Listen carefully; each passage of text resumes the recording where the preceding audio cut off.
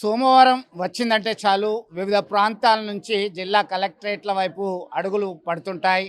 వృద్ధులు, ఇతరత్ర సామాన్య మధ్యతరగతి తేడా అనేటువంటిది లేదు. ప్రస్తుతం మనం కరీంనగర్ జిల్లా కేంద్రంలో ఉన్నటువంటి కలెక్టరేట్ ఆడిటోరియం వద్ద ఉన్నాం. ప్రజావానికి సంబంధించి సందడి నెలకొంది.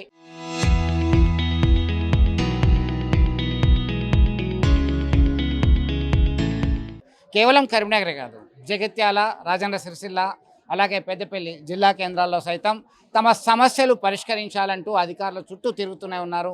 ఒకసారి చూద్దాం. ఇదంతా కూడా చాలా సందడి కనబడుతుంది. వివిధ ప్రాంతాల నుంచి పెద్ద ఎత్తున వచ్చారు. పిల్ల పాప తీసుకొని వృద్ధులు సైతం రావడం జరిగింది. చాలా అభాగ్యులు. ఉదయం నుంచి కూడా వీరు పడిగాపులు కాసి అధికారులను కలిసి తమ సమస్యలు చెప్పుకుంటున్నటువంటి పరిస్థితి గమనించవచ్చు. ఆ వృద్ధురాలు సైతం మనం చూస్తున్నాము. మొత్తం మీద ఏ సమస్యల మీద వస్తున్నారు, చాలా వరకు డిఫరెంట్ ఇష్యూస్ మీద వస్తున్నారు. మరి ఆ ఇష్యూస్కు సంబంధించి ఎంతవరకు ఈ పరిష్కారం అవుతున్నాయి ఏంటి అనేది ఒకసారి చూద్దాం. వృద్ధ జంట సైతం మనకి అందుబాటులో ఉన్నారు. వాళ్ళకి సంబంధించి ఆ వృద్ధ జంటకు సంబంధించినటువంటి అంశాన్ని ఒక్కసారి మనం ఎలివేట్ చేద్దాం. ఎందుకు వచ్చారు, అసలు ఇంతమంది ఉన్నారు, అధికారులు ఉన్నారు, ప్రజలు వచ్చారు, వాళ్ళకి సంబంధించిన సమస్యలు చెప్పుకుంటున్నారు, మొరబెట్టుకుంటున్నారు. ప్రధానంగా డబుల్ బెడ్రూమ్కి సంబంధించి కావచ్చు, రేషన్ కార్డుకి సంబంధించి కావచ్చు, ఇతరత్ర ఇష్యూస్ మీదనే వాళ్ళంతా కూడా వచ్చి అర్జీలు పెట్టుకుంటున్నటువంటి పరిస్థితి మనం గమనించవచ్చు. ఒకసారి దీనికి సంబంధించి అయితే మనతో ఇక్కడికే బాక్స్ తీసుకొచ్చి భోజనం చేస్తున్నటువంటి పరిస్థితి కూడా గమనించవచ్చు. ఏంది అసలు, ఎందుకు వీళ్ళు ఇక్కడికి రావాల్సి వచ్చింది, మనం కనుక్కుందాం ఒకసారి. సో మనతో మాట్లాడడానికి ఓ వృద్ధ జంట ఉంది. వాళ్ళు ఎక్కడి నుంచి వచ్చారు తెలుసుకుందాం. తాత, ఏంది మీరు ఎందుకు వచ్చారు కలెక్టరేట్కి, ఎక్కడి నుంచి వచ్చారు, మీ పేరేంటి? నేను వేణుక కనకరాజం, సంగం మల్లయ్య, విలేజ్ ముల్యంపల్లి, మండల్ మానకొండూరు, జిల్లా కరీంనగర్. ఎందుకు వచ్చిండ్రు తాత, ఎందుకు వచ్చిండ్రు ఇక్కడికి, మీరు ఎందుకు వచ్చిండ్రు, ఏంది ఇది? ఎందుకు వచ్చిందంటవా? అయితే 20 సంవత్సరంలో నాకు 5 ఎకరాల ల్యాండ్ ఉన్నాయి సార్. ఆ ల్యాండ్ను నా కొడుకు మనవడు అన్నట్టు. నా పెద్ద కొడుకు చనిపోయిన 10 సంవత్సరాల క్రితం. ఆయనకి 2 బిడ్డలు. అయితే వాళ్ళిద్దరి పేరు మీద సగం, చిన్న కొడుకు పేరు మీద సగం, సరే 2 ఎకరాలు గిఫ్ట్ డీడ్ చేసిన. ఏది అప్పుడు ప్రేమ కొద్దీ మంచిగానే చూసుకుంటారు కదా అని చేసిన. రాను ఏమైంది, అది పైదన అయిపోయింది. చూసుకోలేదు, మాట లేదు, ముచ్చట లేదు. ఆఖరికి ఏమైందంటే పెద్ద కోడలు ఇంట్లో నుంచి కూడా వెళ్ళగొట్టింది. మొన్న నీకు ఎక్కడిదిరా ఇల్లు, ఈ ఇల్లు నాది అంటుంది.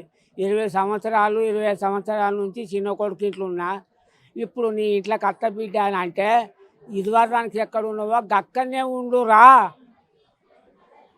ఇది నీ ఇల్లు కాదు, ఇది నాది, నువ్వు వెళ్ళు అని గ్యాసు, కంచం, మంచం బయట పడేసింది.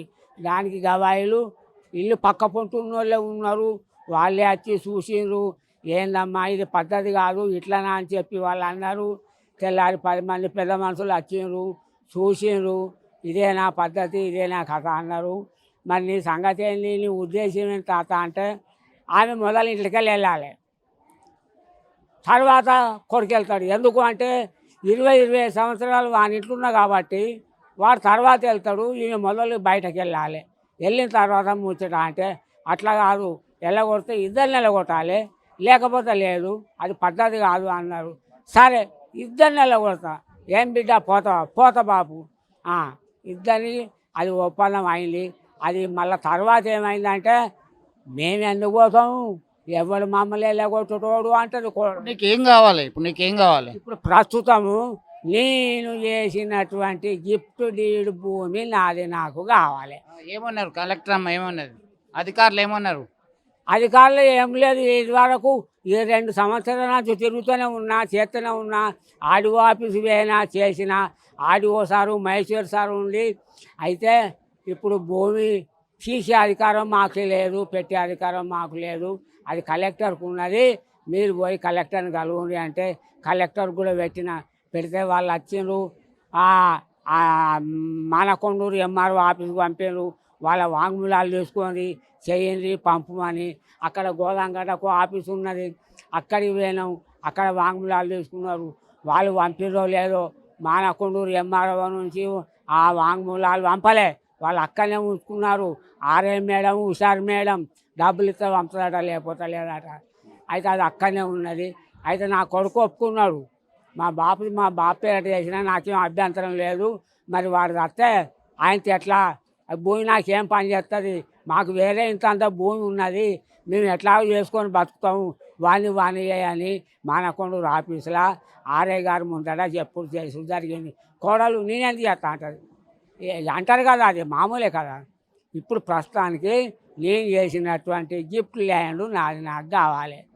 ఎంతో ఆశతో తమని వృద్ధాప్యంలో ఆదుకుంటారనేటువంటి మమకారంతో పిల్లలకి తన ఉన్నటువంటి వ్యవసాయ భూమిని గిఫ్ట్ డీడ్ అంటే దాన పత్రం ఇవ్వడం జరిగింది. తర్వాత నువ్వెవరు, నీకెందుకు పెట్టాలి అనేటువంటి కోణంలో ప్రశ్నిస్తున్నారు, ఇంటి నుంచి వెళ్ళగొట్టారు. దీంతో గత్యంతరం లేక అధికారుల చుట్టూ తిరుగుతున్నారు. అమ్మ మీ పేరేంటి, ఏమంటారు మీరు, అధికారులు ఏమన్నారు, కలెక్టర్ ఏమన్నారు? ఇక వాళ్ళు అంజవ్వ ఏనాక అంజవ్వ అయితే ఇక ఏమన్నారు, ఏం లేదు, వాళ్ళు అన్నది గదే ముచ్చట. ఇక ఆయన తిరిగిండు సప్పుడే కూకున్నాడు. ఇక మళ్ళీ ఇవాళ రావాలని వచ్చినాం. ఇక ఏమంటారో ఏం చేస్తారో ఇప్పటికీ అధికారుల దగ్గరికి వెళ్ళినా నీ కొడుకు కూడా ఏమన్నా అంటలేరు, పట్టించుకుంటారు. ఏం లేదు. వాళ్ళు ఎందుకు మీరు ఎటు పోతారు, ఎటు వస్తారు అన్నది ఏం పట్టించుకుంటలేరు, ఏం చేస్తలేరు. మీరు ఎటు పోయినరు, మరి ఏమైంది అన్నది కూడా ఏది లేదు. మేము ఇట్లా వస్తున్నాం, ఏ వాళ్ళకు పోతున్నాం. 2 కొడుకులు 2 బిడ్డలు. ఇక బిడ్డలు వాళ్ళు ఎవరింటి కాడ వాళ్ళు ఉన్నారు, రమ్మంటే వస్తారు, పొమ్మంటే పోతారు, వాళ్ళది ఏమున్నది బాంచను. కొడుకులు చూసుకునేది కొడుకులు అంటే ఎగట్లా చేసిండ్రు, ఈడికి వచ్చినాం. సో మొత్తం మీద న్యాయం కావాలనేటువంటి ఉద్దేశంతో పలుమార్లు తిరుగుతున్నటువంటి పరిస్థితి, ఏం చెప్తారు? ఇప్పుడు మొట్టమొదలు పంచాయతీ అప్పుడు ఒకటి అగ్రిమెంట్ ఏంటంటే బిడ్డలకు కూడా 5 గుంటల భూమి ఇవ్వాలి అనేది ఒకటి అన్నారు. లాస్ట్కు ఆ 5 గుంటలు లేదు, గుంట లేదు, ఏం లేదు, అదేగా పెట్టి అది సంగతి సార్.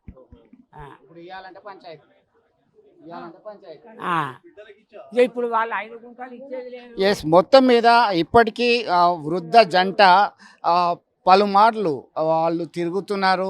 ఆ భోజనం సమయానికి తీసుకొచ్చినటువంటి లంచ్ ఇక్కడ చేస్తున్నటువంటి పరిస్థితి మనం గమనించవచ్చు. దీనిలో భాగంగా చూస్తున్నాం.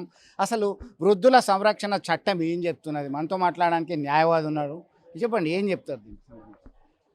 Maintenance and welfare of parents and senior citizen act 2007 భారత ప్రభుత్వం చేత ఈ చట్టం 2007లో చేయబడింది. ఎవరైతే వృద్ధులో ఉన్నారో, వృద్ధాప్యంలో ఉన్నటువంటి ప్రతి తల్లిదండ్రికి వారు ద్వారా ఎవరైతే సంతానము కలుగుతారో వాళ్ళందరూ కూడా ఈ యొక్క తల్లిదండ్రి పోషణ, ఆరోగ్యము విషయాలలో వాళ్ళు తప్పకుండా వాళ్ళ సంరక్షణ చూడవలసిన బాధ్యతలు అందులో చెప్పబడి ఉన్నవి. 1929 యొక్క పాస్ దాన్ని అనుసరించుతూ ఈ యొక్క చట్టాన్ని అమెండ్మెంట్ గవర్నమెంట్ తీసుకురావడం భారత ప్రభుత్వం.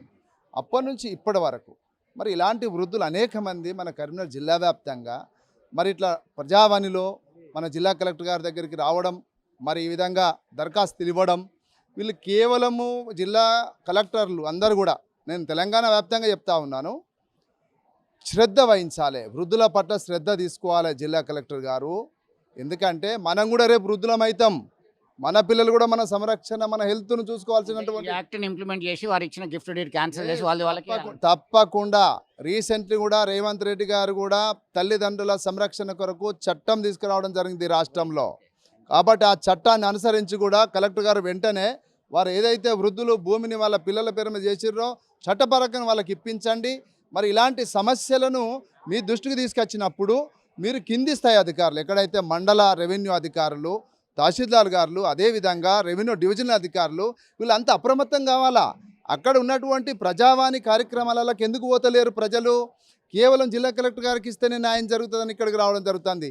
మీ యొక్క అడ్మినిస్ట్రేషన్ సక్రమంగా ఉన్నట్టయితే జిల్లా వ్యాప్తంగా ఎక్కడికక్కడ మండలాలల్లో, ఎక్కడికక్కడ డివిజన్ ఆఫీసులలో మాత్రమే ప్రజావాణి కార్యక్రమాలు జరిగే విధంగా గౌరవ ముఖ్యమంత్రి శ్రీ రేవంత్ రెడ్డి గారు, మరి సంబంధిత మంత్రులందరూ, మరి అదేవిధంగా జిల్లా కలెక్టర్లందరూ కూడా ఒక ప్రత్యేకమైనటువంటి ఉత్తర్వు జారీ చేసి మరి వృద్ధ ప్రేరణకు కూడా తప్పకుండా వాళ్ళకు సంరక్షణ కొరకు అందరు పిల్లలు కూడా అంటే చట్ట ప్రకారం వ్యవహరించే విధంగా ప్రభుత్వం చర్యలు తీసుకోవాలని సందర్భంగా నేను తెలియజేస్తా ఉన్నాను. దుర్గం మారుతి, న్యాయవాది, కరీంనగర్ జిల్లా. మొత్తం మీద 2007లో old age people protection act సైతం అమల్లోకి వచ్చింది. దాని ప్రకారం ఖచ్చితంగా పేరెంట్స్ ప్రొటెక్షన్ చేయాల్సినటువంటి బాధ్యత ఉంది. పిల్లలు వాళ్ళ తల్లిదండ్రులకి పట్టించుకోనట్టయితే వారి ఆస్తిపాస్తులన్నీ కూడా రద్దు చేసే అధికారం జిల్లా స్థాయిలో అధికారులకు, ఉన్నతాధికారులకి ఉంది. ఖచ్చితంగా వారి యొక్క సంరక్షణ చూడాల్సినటువంటి బాధ్యత పిల్లల మీద ఉంది అనడంలో సందేహం లేదు. వీడియో జర్నలిస్ట్ సుమన్తో కలిసి చంద్రశేఖర్, RTV, కరీంనగర్.